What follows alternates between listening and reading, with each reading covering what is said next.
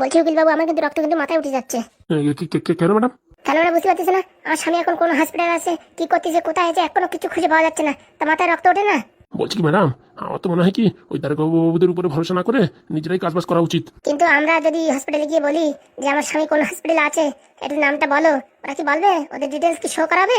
সেটা তো ঠিক কথা, ওইসব তো হাইড করে রাখে, কে কোথায় আছে কিচ্ছু বলবে না। তাহলে এখন কি করা যায়? কিছুটা করতে হবে ম্যাডাম। আরে তা কবে করবা? হ্যাঁ, ভোট টোট ছাড়াই যাওয়ার পরে করবা নাকি? হ্যাঁ, আমরা করলে হবে না ম্যাডাম, ওই বড়বাবুদের ডাকেন, বড়টা টাকার অফার দেন, বুঝতে পারিছেন? বলছি ওইসব বড় বাবুদের অফার না দিয়ে একটা কাজ করতে পারে হয়, তাহলে সিম্পেথিও ক্রিয়েট হবে আর ভোটও আমি বেশি পাবো। কিরকম? বলছি মাইক ডাকে গ্রামে যদি আমি কান্দে কেটে বলি আমার স্বামী হারায় গেছে, আমার স্বামীর কে বাড়িতে দরজা ভাঙে নিয়ে গেছে, এই বলে কান্দাকাটি করলাম, এদিকে গ্রামের লোকজন খোঁজাখুঁজি করলো, যদি কেউ না কেউ দেখে থাকে আমার স্বামীরও পেয়ে যাব, আর যদিও বা না পাই গ্রামের লোক আমার উপরে দয়া করে ভোট দিয়ে আমার জিতই দেবে। আর একবার যদি আমি এমএলএর পদে বসে পড়ি, তারপরে কেরুর বাবার ক্ষমতা নাই যে আমার ঠ্যাং ধরে টানিয়ে নামাবে। বলছি ম্যাডাম, দিন দিন আপনার মাথায় যে বুদ্ধি হচ্ছে না, বলছি কি আপনি কি ওই এলএলবি পড়েছিলেন নাকি? ওইসব পড়া লাগে না, তুমি কি করো কি না করো সেই সব ফলো করি আমি, বুঝতে পারিস? তাহলে তো ম্যাডাম আমার পড়াশোনা বৃথা হয়ে গেল। আপনি না পড়াশোনা করেই যদি এত ট্যালেন্ট লাগাতে পারেন, আর আমি এত পড়াশোনা করে সব খালি খালি গেল। ওসব কথা ছাড়েন, এখন কি করা যায় সেটা বলেন। বলছি ম্যাডাম, আপনি যে কথাটা বলেছেন সেই কথায় যুক্তি আছে, কিন্তু যদি এমএলএ বাবু ঠিক হয়ে যায় বা ভালো হয়ে যায়, সে যদি বলে মাইকে আসে বা একটা ভিডিও বানায় যদি সোশ্যাল মিডিয়ায় ছেড়ে দেয় যে আমার এই শরীর খারাপের জন্য আমার বউ দায়ী, তাহলে কেমন হয়? ওইসব আমি ম্যানেজ করে নেবো, অনেক কোনো চাপ নেই। কি কি কি করে ম্যাডাম ম্যানেজ করবেন? আপনার স্বামী যদি নিজের মুখে বলে এই কথা, হ্যাঁ, তাহলে আপনি কি করে ম্যানেজ করবেন? ও আমি বলবো ও বিপরীত পক্ষের লোক আমার স্বামীকে ভয় দেখিয়েছে যে আমার ছেলেকে আর আমাকে এই পৃথিবী থেকে সরিয়ে দেবে, তাই আমার স্বামী ভয় পেয়ে এইসব কথা বলিছে। নাই তো নিজের বরে কেউ নিজে কোনদিন এইসব করে? হ্যাঁ, মোটামুটি লোকেরা আমি বুঝিয়ে দিতে পারবো। সত্যি ম্যাডাম, ধন্য আপনি, ধন্য আপনার বুদ্ধি, আপনার পদধূলি আমার মাথায় দিন। তাহলে তুমি ওই ব্যবস্থা করো, গ্রামে গঞ্জে আর একটা করে মিটিং এর ব্যবস্থা করো, আর সব গ্রামে যাই করে একটুখানি নাটক করে কান্দাকাটি করে এই ব্যাপারটা বলে একদম ছড়াই দেবো। কিরকম হবে? সুপার হবে। আমি তাহলে প্রথম ওই পশ্চিম পাড়ায় একটা মিটিংয়ের ব্যবস্থা করছি। একদম। আসো না, আসার সময় বাজার থেকে একটা ঝান্ডু বাম কিনে নিয়ে এসো। কেন ম্যাডাম ঝান্ডু বাম কেন? সত্যি তোমার দিন দিন বুদ্ধি কমে যাচ্ছে, এই সবার সামনে যে যাই কান্নাকাটি করতেই হবে, তা চোখে জল আসতে হবে তো নাকি? হ্যাঁ, যাওয়ার আগে চোখের উপর দিয়ে দুটো ঘষা দিয়ে যাবো, এমনি কান্দন বেরোয় যাবে, বুঝতে পারিস? বলছি ম্যাডাম, দূরে কেন আছেন? আপনার পদধূলিটা আমার মাথায় দেন। ঘন কথা না বলে যা বলেছি তাই করো। আচ্ছা ম্যাডাম, আচ্ছা। তাড়াতাড়ি সবকিছু ব্যবস্থা করো, আমি এদিকে রেডি হচ্ছি। হ্যাঁ, কি কি বলতে হবে সেগুলো সাজাই গোছাই একটা খাতায় লিখতেছি। আচ্ছা ম্যাডাম। ঝান্ডু বাম আনতে ভুলে না জানো। মাথা খারাপ। কি মহিলা রে বাবা, এত অভিনয় করতে পারে, এটা আমি ভাবতেই পারতেছি না। কোনদিন শালা আমার নামে বদনামি কেস দিয়ে আমার বাড়ি ছাড়া করাই দেবে রে বাবা। এনার থেকে একটু দূরে থাকাই ভালো। হ্যাঁ, আমি যা ভাবতেছি এনার সাথে একটু সাবধানে চলতেই হবে। আর কালকের থেকে যেসব কথাবার্তা হয় না, সব মোবাইলে চুপির সাথে রেকর্ডিং করতে হবে। কারণ কি মহিলা একদিন আমার ফাঁসাবে। যে নিজের বরের নিজের ছেলেরে এই গ্রামের লোকজনে ছাড়ে না, সে আমার ছাড়বে তার কোনো গ্যারান্টি আছে? আর দিন দিন এরকম বুদ্ধি লাগাচ্ছে, শালা আমার মাথার বুদ্ধি যাচ্ছে। আমি তো ভাবতেই পারতেছি না বাবা, এই মহিলা নাকি অন্য কিছু। কি বলো বন্ধুরা, তাই তো? আমার তো মনে হচ্ছে যে কোনো সময় ফাঁসাই দেবে, বলা যাচ্ছে না। বলছি ফুটো, তুই এখন কি করবি? হ্যাঁ ফুটো দা, কি করবে এখন? ফুটোর মাথায় এখন বুদ্ধি আইছে, কি করা যায় তাই ভাবতেছি। বলছি কি নেদনের সাথে আলোচনা করলে হতো। আরে বেচারারা ঘুমাচ্ছে, এখন কিসের জন্য ভাবতেছি কি ডাইরেক্ট আমি এই পাদুরি ফোন করবো। এই কেলো করবে রে। বলছি কি ফুটো দা, ওই পাদুদের কাছে ফোন না করে ভালো ছিল না? রাজে বলে গেল পাদুর ওখানে একটা মেয়ে ফোন উঠাইছে, সে কথাটা জানতে হবে না?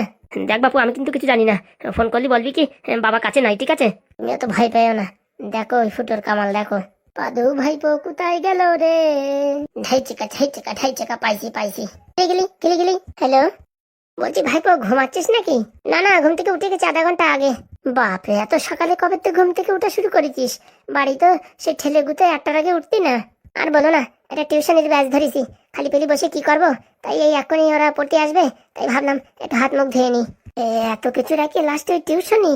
না, টাকা পয়সার জন্য না, এই যে বসে বসে মাথায় বেরেন্টে জং ধরে যাচ্ছে, সেই জংটা যাতে না ধরে তার জন্য। বলছি ভাইপো, একটা কথা বলবো, কিছু মনে করবি না তো? এই যে বলো কাকা, তুমি যতই আমার বকাঝকা করিস, কোনোদিন আমি কিছু মনে করেছি? এই কথাটা হচ্ছে কি, এই সকালবেলা না ওই তোর ওই কি যেন দাদু শ্বশুর আর তোর বউ আইছিল। কোথায়? এই তো আমাদের বাড়ি এসে সে উল্টো পাল্টা কথা বলছে কি তোরে নাকি ফোন করেছিল, তখন নাকি একটা মেয়ে নাকি ফোন উঠাইছে। হ্যাঁ, ওই যে আমার এই স্যারের মেয়ে উঠাইছে ফোন। আমি তো ওদের বাড়ি আছি, তা খালি পেলি বসে রয়েছি, তাই ওদের একটু টিউশনি পড়াচ্ছি, তাই আমি বাথরুমে গেছিলাম, তার জন্য মানে ফোনটা উঠাইছিল। তা কি হয়েছে? সে বাড়ি এসে জানা তাই বলতিছে তোমাদের ছেলে আমার ধোকা দেছে, এখান থেকে ব্যাঙ্গালোরে যাইয়ে আরো একটা মেয়ের সাথে প্রেম ভালোবাসায় জড়াইছে, এইসব উল্টো পাল্টা কথা বলছে। সে কি না কি বিধি খেস্তি ব্যাপার। সঙ্গে সঙ্গে ওই বুড়ো এইসব হাবিজাবি কথা বলতিছে যে তোমাদের দেখে আমরা ভালো মনে করেছি, বাড়ি ঘরদর কিছু না দেখে ঝপাত করে মেয়ে দিয়ে দিছি, আর তোমার ছেলেরা এইসব কাজ করে বেড়াচ্ছে।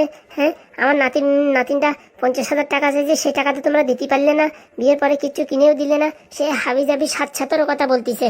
দাঁড়াও কাকা, আমার এই চাকরিতে আমি জয়েন করিনি, মুখের সামনে টানি ফেলাই দেবো, 50 না 1 লাখ ফেলে দেবো। তার আর মনে হয় দরকার হবে না। কেন? ওই মেয়ে বলতেছে তোর সংসার করবে না, ডিভোর্স চাচ্ছে। সত্যি বলছো? হ্যাঁ হ্যাঁ রে ভাইপো, ওর কথাবার্তা ভালো না। আর একটা তোর কথা বলি, ওর মনে হয় বুঝেছিস বিয়ের আগেই সরু লাইন ছিল, সে একটা সাদা চুলালা মালের সাথে দেখি গিয়ে সেদিন হাত ধরে ঘুরে বেড়াচ্ছে। একদম ঠিক বলিস কাকা, তুই জানিস এসব ব্যাপারে?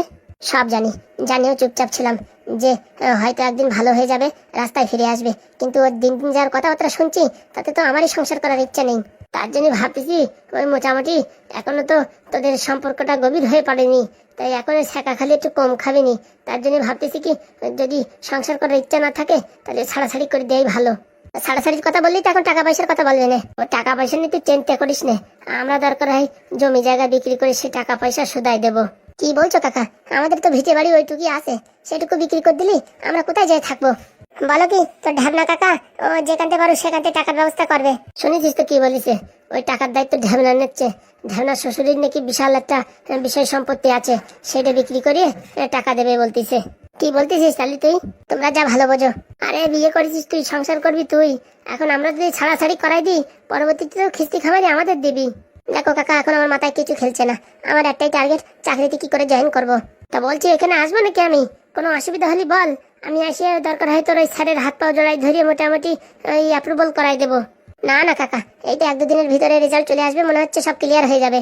চাকরিটা থাকবে তো? হ্যাঁ 100% থাকবে। আর এই চাকরি না থাকলে আমি এখনই পরীক্ষা দিলে আমার এখনই আমেরিকার থেকে নিয়ে নেবে। হ্যাঁ সে তো আমি জানি, তোর যে ট্যালেন্ট, আমেরিকা কেন তোর তো জাপান থেকে নিয়ে নেবে। ওই তো দেখি 2-4 দিন দেখি, তারপরে কিছু না হলে কিছু না কিছু একটা ব্যবস্থা করতে হবে। তাহলে মেয়েরে কি বলবো, ছাড়াই দেবো? এখন 2-4 লাখ টাকা চাইলে পারে তোমরা দিতে পারবা? বললাম না টাকার ব্যবস্থা ওই ঢ্যাবনা করবে, ও শ্বশুর বাড়ির অবস্থা ভালো আছে, দরকার একটা ভেড়ি বন্ধক দিয়ে দেবে। বলছি কাকার শ্বশুর বাড়ি ভেড়ি আছে, জানতাম না তো। কি বলিস, যে ভেড়ির পাশে আমরা ওই যে বালি চাপা দিয়ে হাগু করেছিলাম ওইসব তো ঢ্যাবনার শ্বশুরের ভেড়ি। কি বলছো কাকা? আরে তুই পয়সা নিয়ে চিন্তা করিস না, বুঝছিস তোর জীবনে যদি শান্তি না থাকে তাহলে এই পয়সা দিয়ে কি সেটা করবে, তুই টেনশন নিস না, আমি তাহলে ওই ডাইভোর্সের ব্যবস্থা করছি। বলছি কাকা, যখন সই স্বাক্ষর করতে হবে বলবা, তার একদিন আগে আমি চলে আসবো। তোর আসারও দরকার নেই, ওখান থেকে উড়ন্ত সই মেরে দিবি, এখান থেকে ঝপ করে ধরে আমরা ঘপ করে বসাই দেবো। মানে মানে কাগজপত্র সব কোরিয়ার করে পাঠাই দেবো, ওখান থেকে সই স্বাক্ষর করে আবার পাঠাই দিবি, বুঝতে পারিস? বাবা কাকা, তোমার মাথায় তো সেই বুদ্ধিটা কি? বুদ্ধি রাখতে হয়, এখন বয়সকালে বুদ্ধি না রাখলি পারে লোকজন দাম দেয় না। ঠিক আছে তাহলে তুই টিউশন পড়া, আমি রাখছি। হ্যাঁ আচ্ছা কাকা, আর খাওয়া দাওয়া ঠিকঠাক মতন করে নিস, বুঝেছিস? আচ্ছা কাকা। কিরকম দিলাম হাগুদা? দিদি তো কম দাও নাই, আমার শ্বশুরের ভেড়িও বানাই দিছো। একটু পরে কেন বলতে আমার শ্বশুরই চাঁদেও জমি আছে। আরে মানুষকে বিশ্বাস দিতে গেলে অনেক কিছু বলতে হয়, আমাদের কাছে তো ফুটো করিও নাই। এখন ওই তোর শ্বশুর বাড়ির একটা অজুহাত দিয়ে মোটামুটি পাদুর মাথাতে টেনশনটা নামাইছি, নয়তো ছেলেরা সারাক্ষণ টেনশন থাকতো যে কোথাতে টাকা গোছাবে, কোথাতে কি করবে। এখন তো শ্বশুরের কথা বলে দিছি, ঝামেলা মোটামুটি 90% ক্লিয়ার। বলছি ফুটোদা, তুমি এই ভোটে দাঁড়ায় যাও, বুঝতে পারছো? তোমার যা বুদ্ধি, লোকজনদের হাবি যাবি টুপি টোপা দিয়ে যে করে হোক জিতেই যাবা। না না, তার আর দরকার নেই, এমনিতেই জ্বালা যন্ত্রণা কম নাকি, তারপরে সারা দেশের পাবলিকের জ্বালা যন্ত্রণা আমার পাশায় নিয়ে আমি ঘুরে বেড়াই। এতক্ষণ পরে একটা কাজের কথা বলেছিস ফুটো। বলছি কি হাগুদা, তাহলে এমএলএ বাবুরি আমাদের বাড়ি নিয়ে আসি। তা নিয়ে কোথায় রাখবি, খাটের তলায় রাখবি নাকি? বলছি কি গোল ঘরে রাখলে কেমন হয়? বলছি ওয়ারটুকু ব্রেনটে জোর দিলে কাজ হবে না, অনেক বড় জোর দাও, এসব হালকা জিনিস না। বাড়ি দারোগাবাবু আগের থেকে ঘুরে গেছে, বুঝতে পারিস? তাহলে হালকা জায়গায় তাদের লুকায় রাখলে হবে না। এইসব কাজ করতে গেলে ওই নির্ঘাত ওই নাদনের সাহায্য ছাড়া কিচ্ছু করা যাবে না। তাহলে আমি নাদনকে ডাকি নিয়ে আসি? একদম। দাঁড়াও, এখন এটা ফেসলা হয়ে যাবে। বাবা নাদন, খেলা আজকে বাদিছে ফুটো। না না ভাইপোর জীবনতে ওই ডাইনি দিয়ে বার করেই দিতে হবে, যেমন আমাদের জীবনতে বের করে দিছি সেরকম পাদুর জীবনের তো ডাইনি বের করে দেবো, তাই তো? শালা আমি দেখতেছি, বুঝছো, আমাদের মনে হয় কি ওই রক্তের গ্রুপের দোষ আছে। মানে ওই শালা তোমার বউ ভালো হলো না, আমার বউ ভালো হলো না, পাদুর বউ ভালো হলো না, কপাল চক্করে ঢ্যামনার বউটা ভালো হয়েছে বলে বাঁচা, নাই তো রান্তি আমাদের আমেশা বার হয়ে যেত। ঠিক কথা বলেছিস ভাই, এমনিতে গ্যাস পাওয়া যাচ্ছে না। ওই দেখ ঢ্যামনার বউ পাতা দিয়ে ফু দিয়ে জ্বালতে চোখ মুখ জ্বলিয়ে ফুরিয়ে যাচ্ছে, বেচারি কি কষ্ট না করতেছে। ভগবান তার জন্য তো দেশে ভালো একটা বৌমা তো দেশে জীবনটা একটু খাইয়ে দেয় শান্তিতে বাঁচতে পারতেছি। বলছি ফুটো, নেদন যদি রাজি না হয় এখানে ওই এমএলএ রাখার জন্য, তাহলে কি, তাহলে নেদনটা বলবো তুই এই তো দাদার ভার নে 5 লাখ টাকা দিবি তুই। ও কোথাতে দেবে 5 লাখ টাকা? তারপরে তো রাজি হতেই হবে। ফুটোর চাল তুমি কি ভাবিস দাবার চাল? সত্যি ভাই ফুটো, তুই তো সেই আগের মতন জাগিয়ে উঠিস, পুরনো ফুটো জাগিয়ে উঠিছে। দেখো এই ফুটোর কামাল। বলছি বন্ধুরা, ভিডিওটা আজকে একটু ছোট হলো, সময় অনেক হয়ে গেছে তার জন্য। আর শৈশব ফানি চ্যানেলে ভালো ভিডিও এসেছে, দেখে এসে যাও, বুঝেছো? ভালো সুন্দর ভিডিও। তুমি সুন্দর বললে তো হবে না, লোকজনের সুন্দর বলতেই হবে।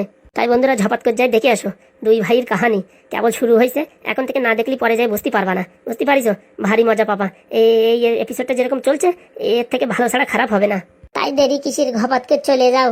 আর ভিডিও একটু ভালোবাসা দিও, লাইক কমেন্ট করো। কেতাবারা ভালোবাসা যদি না পারো দিতে, তাহলে তো লাইক টিপে ভালোবাসা দিও। ভালোই তো গান বানতে পারিস ভাই। সে কি আর সাদে বান্ধি, তুমি আর কি বুঝবা। কেন ভাই বাতের ব্যথা উঠিছে? কিসের ব্যথা উঠিছে তা তোমার কি করে বলবো, গ্যাসের ব্যথা উঠিছে, গ্যাসের ব্যথা। তা মার না তো, দেয়াল জোড়ায় পাদ মার। মাথা খারাপ, দেয়াল ভেঙে গেলি কিচ্ছু হবে না, ও বাইরে 2-3 কেজি সিমেন্ট আছে, ওই দিয়ে ঘপ করে প্লাস্টার করে দেবো। ঠিক আছে, পরে কিন্তু বলতে পারবা না। হ্যাঁ তুই পাজে ভেঙে দে দেয়াল, কোনো সমস্যা নাই। তাই বন্ধুরা দেরি না করে টাপাটাপ করে ভিডিওগুলো দেখো। আর যারা আমাদেরকে ভালোবাসো একটু লাইক দিয়ে সাপোর্ট করো, বুঝতে পারিছো? তোমাদের লাইকই আমাদের জীবন। তাই দেরি না করে টপাটপ করে লাইক দেবো। আর সেইসব ফানি চ্যানেলে গিয়ে ভিডিও দেখো, কালকের থেকে বড় বড় ভিডিও দেওয়ার চেষ্টা করবো, বুঝেছো? ওদিকে পাদু কি টিউশন পড়াচ্ছে তো আমি কিছু বুঝতে পারতেছি না, ওখানে আমার লাইন টেন জোড়াই নেবেন নাকি তা কে জানে। সে লাইন জোড়ালি কোনো অসুবিধা নাই, এখন বয়স কম আছে তো। তাহলে আমাদের কি বয়স বেশি হয়ে গেছে? তুমি হাগুদা শুধরাবা না, এখনো তোমার বিয়ে দিদি তুমি বিয়ে করতে পারো, তোমার মনে কিন্তু এখনো চুলকনি কমে নাই। কি করে বুঝলি ভাই?